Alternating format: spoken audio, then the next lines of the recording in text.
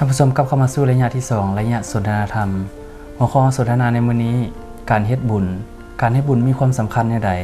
มื้อนี้แม่คุณดีจันทจักรเพิ่นมาร่วมสนทนากับรายการของเฮาตอนนี้เพิ่นอยู่กับรายการของเฮาแล้วสบายดีสบายดีท่านผู้ชมเจ้าอยากให้แม่เว้าถึงการเฮ็ดบุญเนาะมันมีความหมายความสำคัญอย่างใดคือพวกเฮาคนลาวชาวพุทธทั้งหลายเนาะการเฮ็ดบุญก็คือว่าแหละคันว่าบุญนี่สำหรับคนลาวเนาะสำหรับพวกเฮาชาวพุทธนี่นะถือว่าเป็นเรื่องที่สำคัญเนาะสำคัญเลยแล้วก็อันใดพวกเฮาการคิดว่าเป็นบุญหมดเดี๋ยวนี้นะคิดว่าเป็นบุญหมด สมมุติว่าบุญที่พวกเฮา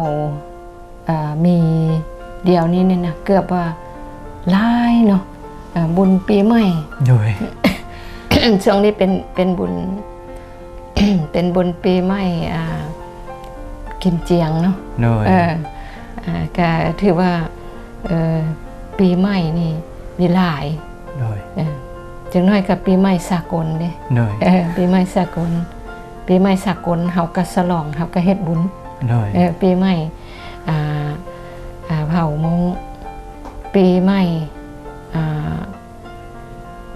จีนปีใหม่เวียดแล้วก็ต่อไปจนฮอดปีใหม่ลาวเดือน4อีกเนาะแต่หลังจากนั้นนอกนั้นก็ยังมีบุญต่างๆแต่ละเดือนนั่นนะเพิ่งเฮาเฮ็ด12ของ14เนาะแต่ละเดือนจะมีบุญเนาะฉะนั้นบุญหลายแต่ว่าถ้าว่าจะว่าเฮาจะเฮ็ดบุญจังไดเพื่อให้ได้บุญตามคำสอนของพระพุทธเจ้าที่ให้พวกเฮาสร้างบุญสร้างกุศลสะสมบารมีเนาะอันนี้คือเป็นสิ่งที่พวกเฮาพยายามเฮ็ดในระยะที่พวกเฮาได้เกิดมาเป็นมนุษย์เนาะซึ่งบุญนี้เป็นชื่อของความสุขเป็นชื่อของความสุขเป็นชื่อของความดีเพราะพวกเฮาทำความดีแล้วจะมีความสุขแม่นบ่ถ้าเฮาเฮ็ดบ่ดีถ้าเฮาไปขี้รักมักสุขเฮามีความสุขบ่มีเฮาเดือดร้อนฉะนั้นแหละบุญนี่ถือว่าเ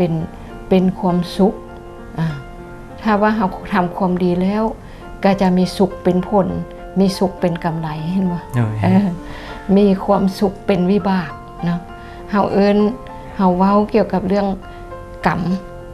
เนาะชื่อได้เนาะสัตว์โลกย่อมเป็นไปตามกรรมนี่แหละกรรมนี่คือพวกเฮาสร้างกรรมดีย่อมได้รับวิบากเนาะผลของกรรมหันดีเนาะคือพวกเฮาเคยว่าเลยสัตว์ทั้งหลายเนาะเป็นทายาทของกรรมมีกรรมเป็นเผ่าพันธุ์มีกรรมเป็นกำเนิดมีกรรมเป็นที่พึ่งอาศัยนะสัตว์ใดทำกรรมใดไว้จะดีหรือชั่วย่อมได้รับผลของกรรมนั้นนี่เห็นป่ะ อันนี้ใส่ได้ตลอดเพราะว่าที่พวกเฮากำลังคิดหาบุญนี่มันพวกเฮาอยากสร้างกรรมดีนั่นแหละอยากสร้างกรรมดีนั่นแหละนะบัดนี้บุญนี่เฮาจะสร้างได้จังไดเฮาเฮ็ดได้หยังจังค่อยจะได้บุญตัวนี้แหละสำคัญที่ว่าบางอนาคตเนาะที่ว่ามีแต่ว่าไปบุญเข้าวัดเฮ็ดบุญแต่ว่าบ่ฮู้ความหมายความสำคัญว่าหลักๆแท้ๆเฮาไปเฮ็ดบุญนะมัน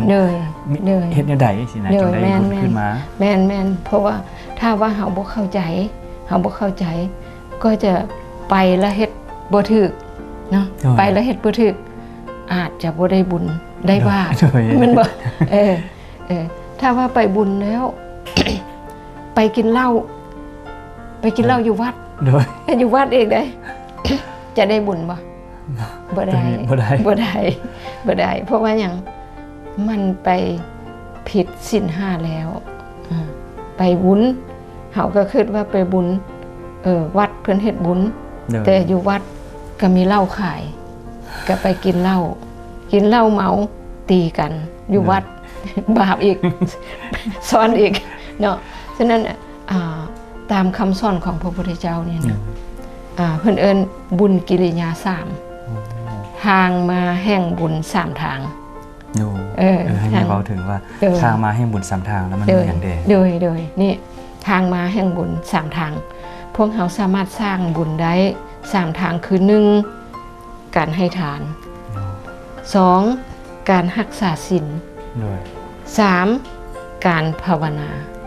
เนาะอันนี้3ทางนี้เป็นทางมาแห่งบุญเนาะซึ่งระดับก็ต่างกันเนาะทานก็จะต่ำกว่าการรักษาศีลการรักษาศีลก็จะต่ำกว่าการภาวนาฉะนั้นแหละถ้าว่าพวกเราพัฒนาขึ้นการได้บุญก็จะสูงขึ้น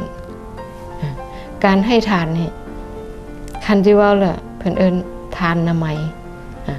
ทานละไมนี่มันมีอานิสงส์เนาะถ้าจะได้อานิสงส์หลายจะต้องทานให้ถึกเนาะเพื่อเฮ็ดจังไดให้มีทั้งผลใหญ่มีทั้งอานิสงส์ใหญ่เนาะอานิสงส์ใหญ่เป็นจังไดคือถ้าว่าพวกเขาหักให้ทานเนาะให้ทานนี่มันจะขึ้นกับการวางจิตของพวกเขาการวางจิตของพวกเขา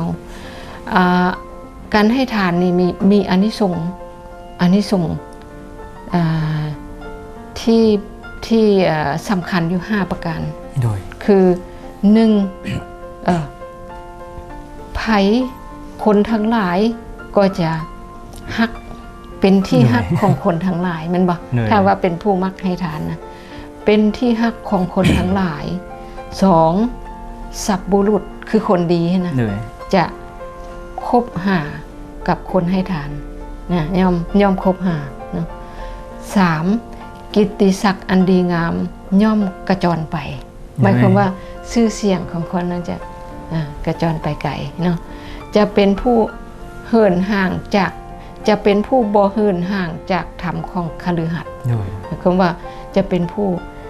อยู่ของเหือนแล้วก็เป็นผู้ให้ทานเนาะแล้วก็เมื่อตายไปแล้วเขาก็จะได้ขึ้นสู่สวรรค์เนาะถ้าว่าหากบ่ขึ้นสวรรค์หากบ่ไปถึงสุคติโลกสวรรค์เขาเจ้าลาวนั้นก็จะเป็นผู้ไปเกิดอยู่ในตระกูลที่มีทรัพย์หลายเป็นผู้มีทรัพย์เนาะฉะนั้นการให้ทานนี่ถึงว่าจะให้ทานเนาะและสร้างความดีรักษาศีลนำก็จะได้ไปเกิดเป็นคนที่มีทรัพย์หลายเนาะอันนี้ส่งแต่ว่าตัวที่มีอานิสงส์สูงกว่าหมู่นะถ้าว่าหากให้ทานแล้วจะมีทั้งอานิสงส์ใหญ่มีผลใหญ่พร้อมก็คือเป็นผู้ให้ทานที่มีการวางจิตถึกตัวนี้สำคัญนะโดยมีการวางจิตถึกถ้าว่าวางจิตถึกนี่วางจังไดวางคือเพื่อให้เป็นการทานนี้เป็นบริขารปรุงแต่งจิตให้ละความคิดที่เห็นป่ะให้ละความคิดที่บ่ยึดติดเนาะละความคิดที่อันเป็นมลทินเนาะมีอันที่ว่าแหละมีจาคะสัมปทาเนาะถึงพร้อมด้วยการบริจาคนะละความตีนี่ละความตนีที่เหนียวเนาะมีฝ่ามืออันซุ่มยินดีในการจำแนกทานอยู่เป็นประจำเป็นผู้ควรแก้การขอเห็นป่ะฉะนั้นแหละอันนี้คือเป็นสิ่งที่เฮ็ดให้การทานนั้นเป็นเครื่องบริการจิตปรุงแต่งจิตให้มีจาคะสัมปทาคือตัวนี้มันก็จะเกี่ยวพันกับอาณาที่เห็บก้อนเอาในรวมกันตัวพิษเทียงกันอาละวาดพิธีหรือว่าบังเบียดกันนะตัวนี้แม่นอันนั้นคือทานนี่มันทานนี่คือคล้ายๆกับว่าเป็นการจาคะเป็นการให้เป็นการส สละแม้ความคิดของตัวเองบ่ไปยึดเนาะแม้การให้ทานนี่มันจะมี3อย่างคืออามิสถานคือทานที่เป็นวัตถุทานให้สิ่งของปัจจัย4ให้อาหารให้เครื่องนุ่งห่มให้ที่อยู่อาศัยให้ยาปัวพยาธิอันนี้คือเป็นอามิสถานซองมาคืออภัยทานเห็นบ่มันไปติดตัวนั้นแล้วได้มีหยังก็อภัยกันบ่ถึกใจเฮาก็สละจากค่าออกเนาะอันนี้มันก็เป็นอภัยทานและสูงสุดคือธรรมทานธรรมทานนี่คือการให้ปัญญาของพระพุทธเจ้าที่พระพุทธเจ้าเห็นสัจธรรมเห็นความเป็นจริงเนาะของโลกเนาะฉะนั้นแหละสิ่งที่ให้ทานนี่มันทานได้3อย่างฉะนั้นเป็นผู้ให้ทานให้คำสอนให้ธรรมะของพระเจ้าก็คือเป็นการให้ทานที่สูงสุดเพิ่นว่าอย่างก็สัพพะทานังธรรมะทานังสินาตินี่การให้ทานที่เป็นธรรมะนี่ชนะการให้ทานทั้งมวลเนาะฉะนั้นอันนี้สูงสุดข้อที่2ทานามัยสินามัยเนาะอันทำอิฐเป็นทานามัยทานามัยนี่คือพวกเขาว่าเกี่ยวกับเรื่องทานผ่านมาเมื่อกี้นี่ทางมาแห่งบุญทางที่2คือศีลมัยศีลมัยมันอย่างแม่นการประพฤติตนอยู่ในความปกติบ่ไปฆ่าผู้อื่นบ่ไปลักของผู้อื่นอันนี้คือความปกติของมนุษย์นะเพิ่นเอิ้นสำหรับฆราวาสคือศีล5ข้อดังนั้นเราต้องปฏิบัติตาม5ข้อนั้นถ้าปฏิบัติได้ก็จะมีอานิสงส์5ประการคือกันคือได้มาซึ่งภคทรัพย์2เกียรติศักดิ์อันดีงามย่อมกระจรไป3เป็นผู้บ่เก้อเขินเข้าไปหาบริษัทไปหาใส่ก็ได้เนาะอะไร4เป็นผู้บ่หลงสติเวลาตายเวลาทำกาละเนาะ5เวลาตายไปแล้วก็จะเข้าถึงสุคติโลกสวรรค์เห็นบอกถ้าว่ารักษาศีลได้ดีเป็นเบื้องต้นของพรหมจรรย์จะเฮ็ดให้ได้สมาธิเห็นบอกถ้าว่ารักษาศีลได้ดีแล้วไปนั่งสมาธิก็จะได้สมาธิไวเพราะว่าอย่างจิตใจมันบ่กระวนกระวายมันบ่เดือดร้อนฉะนั้นเนี่ยในการรักษาศีลนี่ถือว่าเป็นเบื้องต้นของพรหมจรรย์นะข้อที่3คือภาวนาใหม่คือบุญที่สำเร็จด้วยการภาวนาการเฮ็ด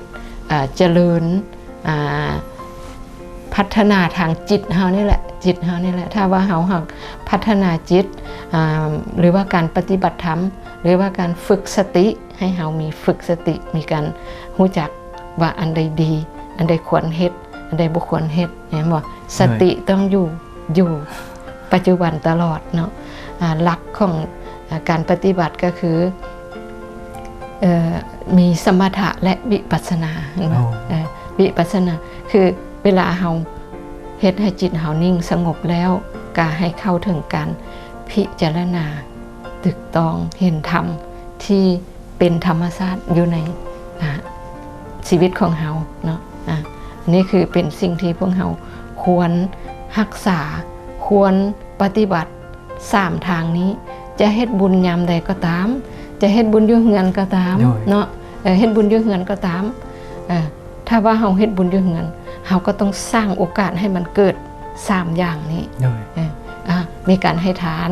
นิมนต์พระมาก็มีการให้ทาน2มาเฮาก็รักษาศีล3เฮาก็ถือโอกาสเฮ็ดหยังภาวนานั่งสมาธิถ้าหากการเฮ็ดบุญน่ะให้เกิด3อย่างนี้ได้หรือบ่ก็อย่างใดอย่างหนึงนี้เป็นการเฮ็ดบุญที่ถือเนาะเจ้าท่านผู้ชมคือดังแม่คุณดีเว้าเนาะการเฮ็ดบุญนี้ยังทำให้เฮาปฏิบัติได้3อย่างเนาะคือการให้ทานแล้วก็การถือศีลและการภาวนาได้3อย่างนี้ก็ถือว่าเป็นบุญกุศลแก่เฮาละมื้อนี้ต้องขอขอบใจแม่คุณดีหลายๆ เลยขอบใจท่านผู้ชมเลย ทางผู้ชมมอนี่พักรับชมสิ่งที่น่าสนใจจากทางรายการกันก่อนแล้วจึงขับเข้ามาสู่ระยะต่อไป